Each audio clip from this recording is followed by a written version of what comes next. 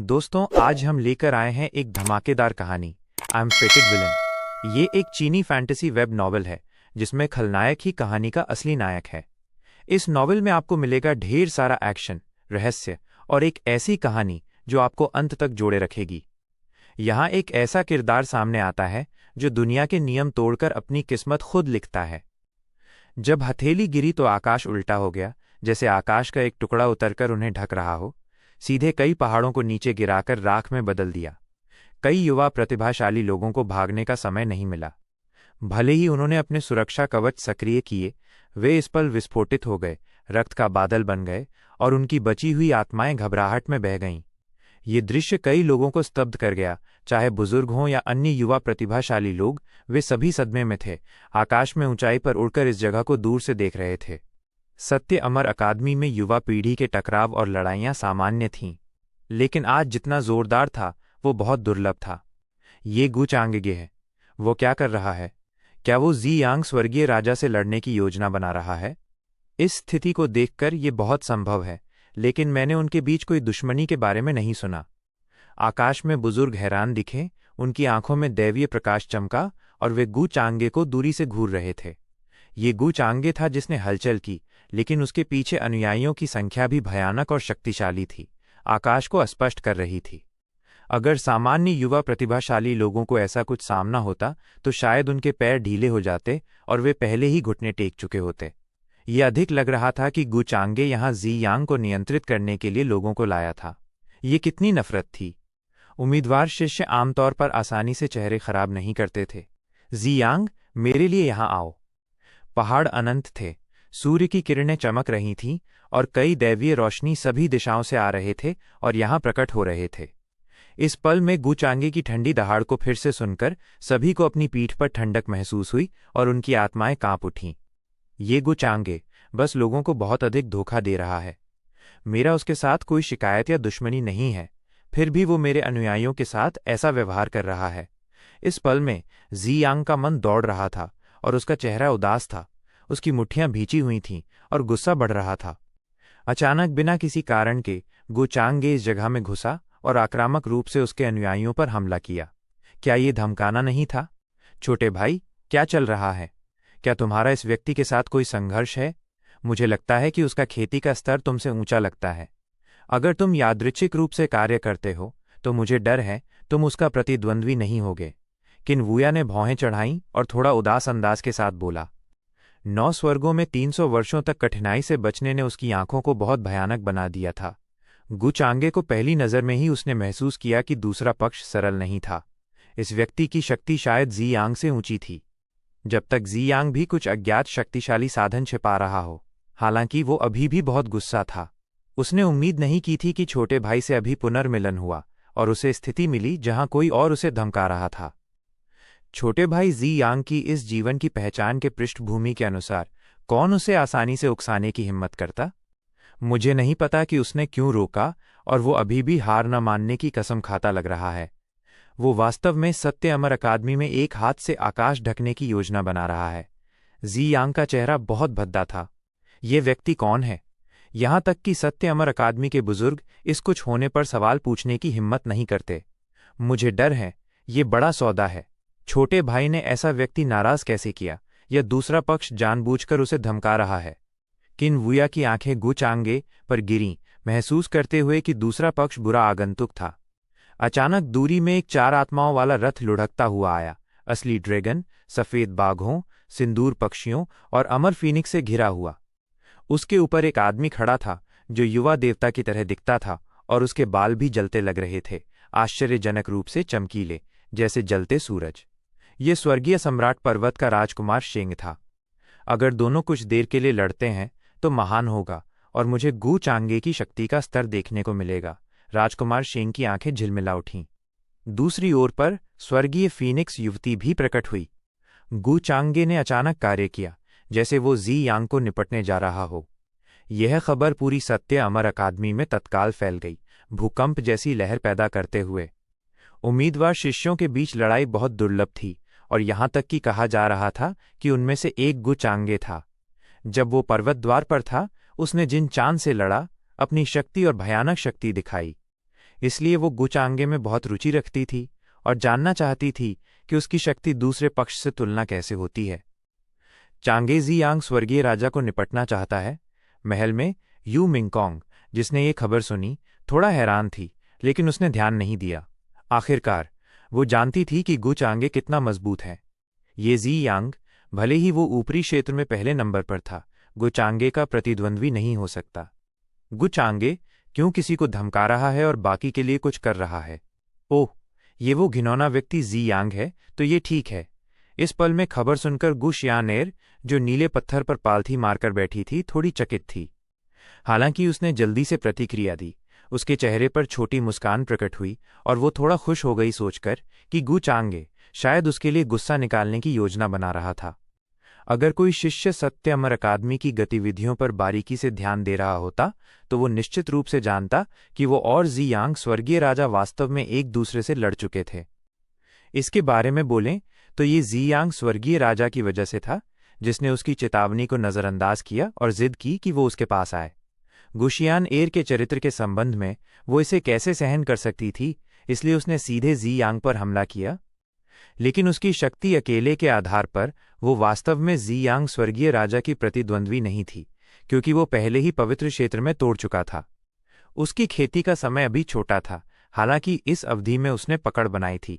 अधिकतम पर वो अर्ध पवित्र क्षेत्र के प्रतिभाशाली लोगों से निपट सकती थी। ज़ियांग का सामना करते समय वो स्वाभाविक रूप से नुकसान में होती। ज़ियांग ने पाया कि वो थोड़ा बेहतर था, तो उसने हमला जारी नहीं किया और जाना चुना। लेकिन गु शियानएर के विचार में ये शर्म थी।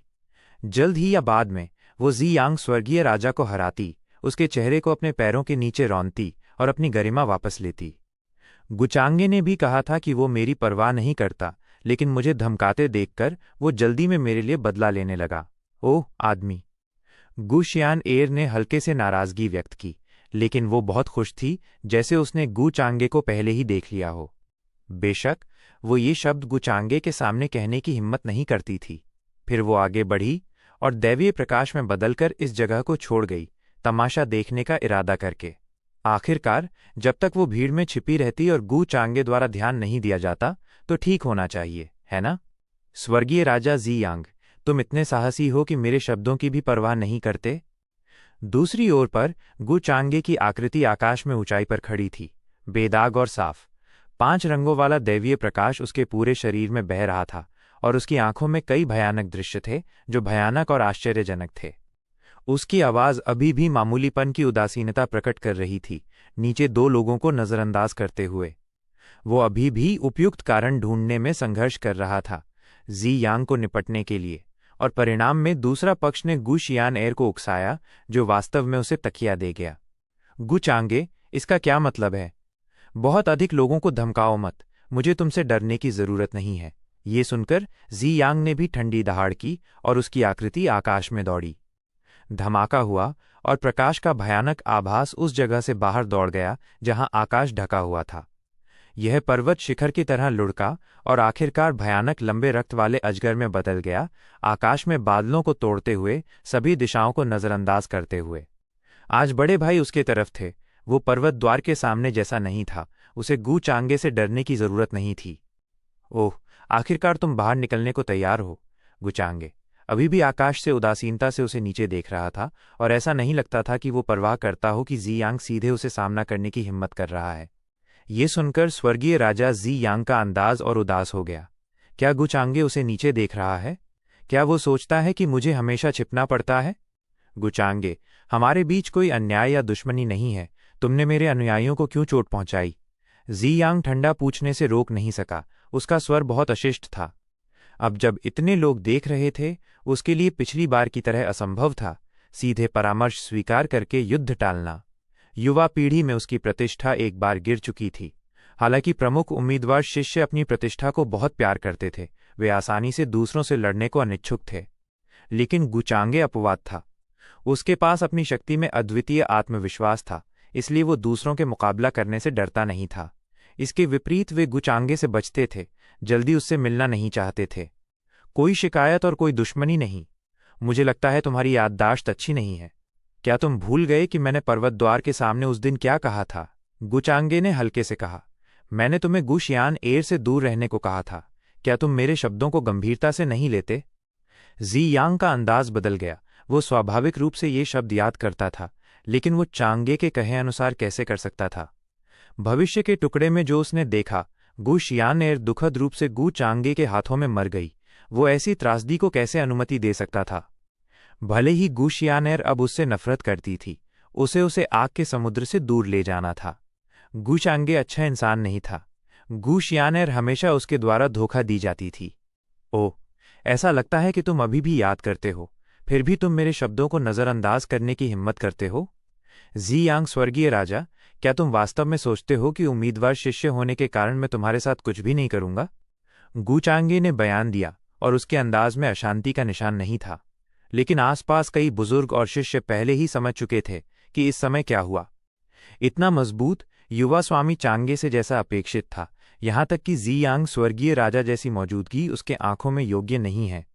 तो इस तरह जी यांग स्वर्गीय राजा ने युवा स्वामी चांगे के साथ द्वेष बनाया। इस समय एक युवा प्रतिभाशाली फुसफुसाने से रोक नहीं सका। आसपास के लोगों को उलझन में देखकर उसने इस समय में हुआ समझाया। इसके बारे में बोलें तो ये प्राचीन अमर गु परिवार की देवी गु शियानएर, जो गु चांगे की चचेरी बहन थी, से संबंधित था। पर्वत द्वार में प्रवेश करने के दिनों में गु चांगे की चचेरी बहन अपनी सुंदर चेहरे के साथ जो देश और लोगों को आपदा लाती थी, युवा प्रतिभाओं में काफी हलचल पैदा किया था। उसके बारे में कई चीजें भी पलट चुकी थीं। जब वो युवा थी, उसकी चचेरी बहन गु चांगे ने निर्दयता से उसकी दाव हड्डी खोद कर निकाली और फिर उसे त्याग दिया।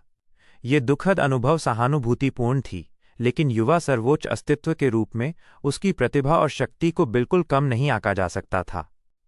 ऐसी गौरवशाली महिला ने कम अवधि में बड़ी संख्या में प्रशंसकों और प्रार्थकों को आकर्षित किए थे। उनमें से जी यांग स्वर्गीय राजा ऐसा व्यक्ति था। फेटेड विलन जारी। अफवाहें थीं कि जिस पहले दिन गु शियानएर पर्वत द्वार में प्रवेश हुई, वो हैरान हुआ और फिर पागलपन में उसका पीछा करने लगा। जहां कहीं गु शियानएर नजर में थी, उसे आसपास मंडराते देखा जा सकता था। चूंकि जी यांग उम्मीदवार शिष्य था, अन्य युवा प्रतिभाशाली लोग भी जानते थे कि वे मुकाबला नहीं कर सकते, इसलिए वे सभी पीछे हट गए। कुछ दिन पहले कुछ अज्ञात कारण के लिए गु शियानएर और जी यांग स्वर्गीय राजा का संघर्ष हुआ। दोनों ने लड़ाई लड़ी और अंत में जी यांग स्वर्गीय राजा चला गया। कई लोगों ने सोचा कि ये कारण था, अन्यथा गु चांगे का रवैया कैसे समझाया जा सकता था? राजकुमार शेंग की आंखें झिलमिला उठीं, गहन विचार प्रकट करते हुए। क्या ये हो सकता है कि ये गु चांगे अभी भी उसकी परवाह करता है? नहीं, अगर ऐसा होता तो वो बचपन में उसकी दाव हड्डी कैसे खोदी? इस तरह का व्यवहार निश्चित रूप से अच्छे इंसान का नहीं है। उस समय तथाकथित हड्डी खोदकर लड़की को लौटाना भी मजबूर था। क्या वो फायदा उठाने जा रहा है? राजकुमार शेंग भी बहुत चतुर था और जल्दी ही गु चांगे के इरादे समझ गया। चचेरी बहन के लिए न्याय की तलाश झूठी थी, लेकिन असल में वो जी यांग स्वर्गीय राजा को कुछ करने का इरादा रखता था। इससे उसके दिल में सिहरन महसूस हुई। गु चांगे वास्तव में उम्मीदवार शिष्यों के उनके समूह को शिकार की तरह मानता था। जैसे ही मौका मिलता वो छोड़ता नहीं, है ना? हालांकि कई शिष्यों और बुजुर्गों ने अन्य पहलुओं के बारे में सोचा। अफवाहें हैं कि गु चांगे ने उस दिन स्वर्गीय दाओ प्राचीन शहर के बाहर उसकी हड्डी खोदी और बहन को लौटाया, और फिर उसे गहरा अपराध बोध महसूस हुआ। अब क्या जी यांग स्वर्गीय राजा का व्यवहार गु चांगे की विद्रोही हद को छू गया? खैर, आज हमें अच्छा तमाशा देखने को मिलेगा। दैवीय रोशनी एक के बाद एक गुजरी और आकाश में ऊंचाई पर प्रकट हुई, नीचे की स्थिति को उत्साह से करीब से देखते हुए।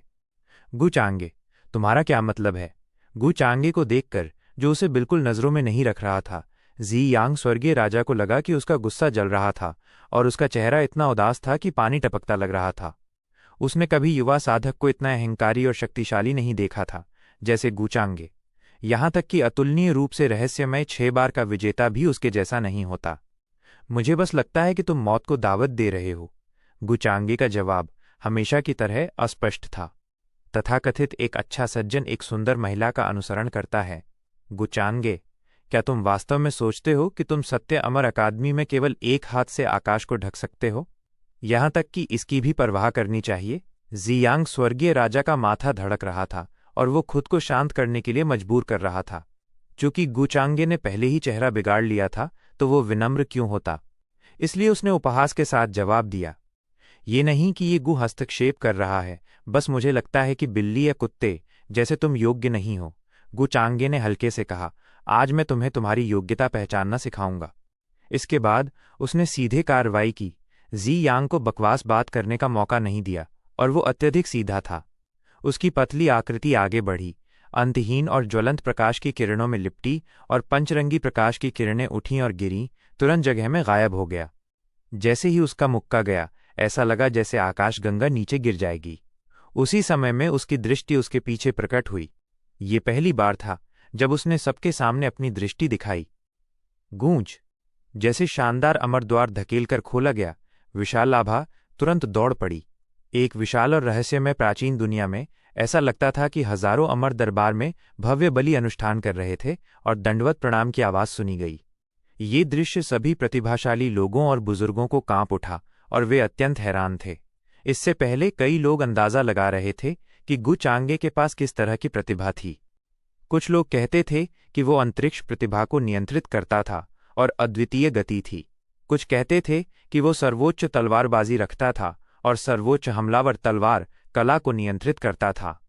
आखिरकार अफवाहों के अनुसार चाहे कोई भी पहलू हो, गु चांगे में कोई कमियां नहीं थी, और प्रतिभा जो उसने आज दिखाई वो अमरलोक का प्रक्षेपण लगता था। इस तरह की दृष्टि सामान्य दृश्यों से परे चली गई थी, और कई लोगों ने यहां तक कि सोचा कि ये दुनिया वास्तव में मौजूद थी। गु चांगे ने कितनी तरकीबें छिपाई हैं, ये घृणित है। राजकुमार शेंग की सांस तेज हो गई। शांत होना कठिन था, और उसे थोड़ा भारी महसूस हुआ। ये वास्तव में शक्तिशाली है। स्वर्गीय फीनिक्स युवती ने गु चांगे को पल तक घूरा, और उसकी आंखें चमक से भरी थीं। माहक अच्छी नहीं। छोटे भाई, भाग जाओ। इस पल में न केवल जियांग स्वर्गीय राजा का अंदाज बहुत बदल गया, बल्कि किन वुया का अंदाज भी बदल गया, और उसने जल्दी से याद दिलाया, धिक्कार है, मेरे अमर स्वर्गीय नेत्र का पलटवार अभी ठीक नहीं हुआ, तो इसे उपयोग करना कठिन है। जियांग स्वर्गीय राजा का चेहरा नाटकीय रूप से बदल गया, और फिर उसने चोगा लहराया और गड़गड़ाहट की आवाज की, केवल समृद्ध बैंगनी ऊर्जा प्रदर्शित करने के लिए जो उसके शरीर में फैलने लगी, कोहरे की तरह लहराती हुई। दैवीय दाव हड्डी की पुनर्प्राप्ति। समाधि में वो स्वर्ग और पृथ्वी के सबसे गहरे हिस्से में खड़ा था। भयानक बैंगनी कोहरा प्राचीन दुनिया को निगलने लगा, वहां घूमते हुए, और दृष्टि अत्यंत भयानक थी। ये प्राचीन दुनिया जैसे दुनिया की शुरुआत से उभरे थे, अत्यधिक भारी थे, और अत्यधिक शुद्ध और वास्तविक दुनिया की शक्ति समाहित करते थे। दृष्टि की शक्ति दैवीय वातावरण से टकराई, और भयानक चमक अचानक फूट पड़ी, जैसे सैकड़ों तारे फट रहे थे। यहां तक कि सर्वोच्च क्षेत्र के बुजुर्ग भी अंदाज थोड़ा बदलने से नहीं रोक सके, जियांग स्वर्गीय राजा की भय और क्रूरता महसूस करते हुए। प्राचीन विलक्षण से जैसा अपेक्षित था, जो कभी ऊपरी क्षेत्र पर हावी था। हालांकि इस झटके के बाद जियांग कुछ कदम पीछे हटा, उसका चेहरा पीला पड़ गया, और मुंह के कोने से खून टपका। इस जियांग स्वर्गीय राजा की शक्ति को कम नहीं आंका जा सकता। उसने वास्तव में गुचांगे का झटका लिया। दैवीय दाव हड्डी। राजकुमार शेंग और अन्य स्वर्गीय प्रतिभाशाली लोगों के अंदाज थोड़े गंभीर थे, और वे भयानक दैवीय दाव हड्डी के बारे में पहले ही सुन चुके थे। दैवीय दाव हड्डी की शक्ति पौराणिक सर्वोच्च शक्ति थी। यहां तक कि उड़ने वाले अमरों की शक्ति जो हमला करने और गति में आशीर्वाद दे सकती थी, थोड़ी कम थी। प्राचीन मिथकों में आदिम राजशाही से जुड़े सभी के शरीरों पर महान भाग्य था, और वे पूर्वज बनना और सम्मानित होना चाहते थे। हालांकि जियांग स्वर्गीय राजा का क्षेत्र स्पष्ट रूप से पर्याप्त नहीं था, और आदिम ऊर्जा जो उत्तेजित हो सकती थी लगातार नहीं थी। लेकिन ये पर्याप्त भयानक था, यहां तक कि महान पवित्र क्षेत्र का कोई कठिन लेने की हिम्मत नहीं करता। मुझे आश्चर्य है कि स्वामी चांगे इससे कैसे निपटेंगे। उसका अंदाज बहुत लापरवाह है, और वो परवाह नहीं करता लगता। स्वर्गीय फिनिक्स युवती गु चांगे की गतिविधियों पर ध्यान दे रही थी, लेकिन देखकर कि उसका अंदाज नहीं बदला, वो गहरा संदेह और जिज्ञासा महसूस करने लगी। दैवीय दाव हड्डी। ये प्रतिभा तुम पर बर्बाद है। गु चांगे की आंखों में अजीब रंग चमका। फिर उसने फिर मुक्का मारा। हालांकि उसने वास्तविक शक्ति का उपयोग नहीं किया, वो स्पष्ट रूप से लापरवाह झटके से अधिक शक्तिशाली था। अपनी वर्तमान शक्ति के साथ अन्य साधनों का उपयोग किए बिना वो यहां तक कि अर्ध सर्वोच्च से भी डरता नहीं था। उसके लिए जियांग बस एक लीक था जिसे काटना था। धमाका। ऐसा लगता था जैसे पूरा संसार नीचे ले जा रहा हो। ये करोड़ों पाउंड वजनदार था और बहुरंगी प्रकाश की किरणें हमले की शक्ति के साथ मिली हुई थीं और आकाश टूट गया। शून्य तुरंत टूट गया और भयानक शून्य प्रकट हुआ। इस दृश्य को अपनी आंखों से देखने वाले सभी प्रतिभाशाली लोगों के पैर कमजोर हो गए, उनके अंदाज पीले पड़ गए और वे लगभग जमीन पर गिर गए। ये दुनिया की शक्ति थी जो शून्य सहन कर सकता था, उस सीमा से परे थी। शून्य लगातार टूट रहा था और फट रहा था। इस तरह की आभा बहुत भव्य और भयानक थी, और यहाँ तक कि महान पवित्र क्षेत्र की मौजूदगी भी भयभीत हो गई थी और लड़ने की हिम्मत नहीं थी। जैसे ही ये मुट्ठी गिरी, मुट्ठी के प्रकाश ने आकाश और पृथ्वी को ढक दिया, आकाश को हिलाता हुआ, और फिर पूरी तरह से फट गया। जियांग की स्वर्गीय आंखें चौड़ी हो गईं, उसने वाह की आवाज के साथ खून खांसा और उसका सिर गूंज के साथ खाली हो गया। छूने से पहले आदिम प्रकाश की परत अचानक टूट गई, पूरी तरह से विरोध करने में असमर्थ। ये सभी तरीकों को तोड़ने का अंतिम तरीका था। उसने प्रतिक्रिया दी। गु चांगे की शक्ति बहुत भयानक है। ये किस तरह की शारीरिक बनावट है, और ये मानव पूर्वज हॉल में एक बार दर्ज निर्वाण की शक्ति से इतनी समान क्यों है? कई बुजुर्ग हैरान रह गए, उम्मीद नहीं करते थे कि गु चांगे की शारीरिक शक्ति इस स्तर तक पहुंच गई थी। कहने की जरूरत नहीं है, युवा पीढ़ी में शायद कोई नहीं था जो उससे मुकाबला कर सके। बिल्ली और कुत्ते जैसे तुम में क्या योग्यताएं हैं? गुचांगे ने हल्के से फिर पूछा, बिल्कुल सचेत नहीं कि वो कमजोर को धमका रहा था। जब उसका मुक्का पूरी तरह से उसे कुचल गया, जियांग ने फिर खून थूका और उसका आधा शरीर फट गया। उसने बहुत आंतरिक टुकड़े थूके। उसका अंदाज भद्दा और उदास था, जैसे सूअर का जिगर। सभी साधकों के सामने वह गु चांगे द्वारा शक्तिशाली रूप से पराजित हो गया था। इससे वो अत्यधिक अनिच्छुक, पीड़ित, गुस्से में और अपमानित था। ये नहीं कि वो मजबूत नहीं था, लेकिन दोनों के बीच अंतर बहुत बड़ा था। अगर वो समान क्षेत्र के साधकों का सामना करता तो निश्चित रूप से आसानी से जीतता। हालांकि उसके सामने गु चांगे था जो सामान्य प्रतिभाशाली भरपाई कर सकता था। तुम निश्चित रूप से पवित्र क्षेत्र में नहीं हो। अगर तुम समान क्षेत्र में होते। जियांग स्वर्गीय राजा उदास दिखा, दांत पीसकर, और दूरी में प्रकट हुआ, जल्दी से अपनी चोटों से ठीक होते हुए। लेकिन इससे पहले कि वो बोलना समाप्त करता, गु चांगे ने बाधा डाली। ये अपने पास रखो, कचरा कचरा है। भविष्य में गु शियान-एर से दूर रहो। अगर मैंने फिर देखा तो मैं व्यक्तिगत रूप से तुम्हें नष्ट कर दूंगा। उसका अंदाज अभी भी शांत था, जैसे उसने मामूली सा कुछ किया हो। अगर वो जियांग को मारना चाहता तो निश्चित रूप से सत्य अमर अकादमी के बुजुर्गों द्वारा रोका जाता, लेकिन ये नुकसान के लायक नहीं होता। लेकिन ये सुनकर आसपास सभी प्रतिभाशाली लोग और बुजुर्ग गहन सन्नाटा महसूस करने लगे। वो बहुत मजबूत था। ये केवल उसकी शक्ति नहीं थी, बल्कि उसके चरित्र की शक्ति थी। जियांग स्वर्गीय राजा जैसे प्राचीन राक्षस जो कभी ऊपरी क्षेत्र पर हावी थे, इस तरह पीट गए। बाकी युवा प्रतिभाशाली लोग कांपने से खुद को रोक नहीं सके। उनकी आत्माएं कांप उठीं और रीढ़ में सिहरन दौड़ गई। चैनल को सब्सक्राइब करें और हर नए एपिसोड का नोटिफिकेशन पाने के लिए बेल आइकॉन दबाएं।